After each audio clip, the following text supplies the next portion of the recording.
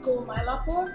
And at the start of year 11 and 12, I joined Akilan Sir's coaching centre for maths. And in year 11 standard, it greatly helped me, build my foundation of understanding the CBSE syllabus, because I was new to the syllabus.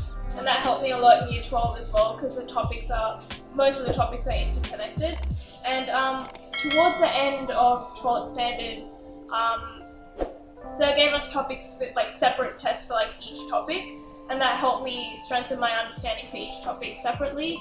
And as the board exams got closer, Sir had an abundance of sample papers, past papers, and we could walk in any time and do them.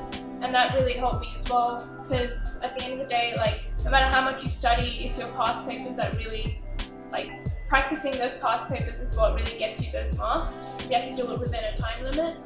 And not only with maths, but we also got practice papers for accounts, economics and business studies. And Sir also organised a separate workshop for English about exam techniques and how to approach the exam and things like that. And all of this helped me score 490 in the board exams, which helped me get into a 4-year double degree in commerce and economics at the University of New South Wales, Sydney, Australia.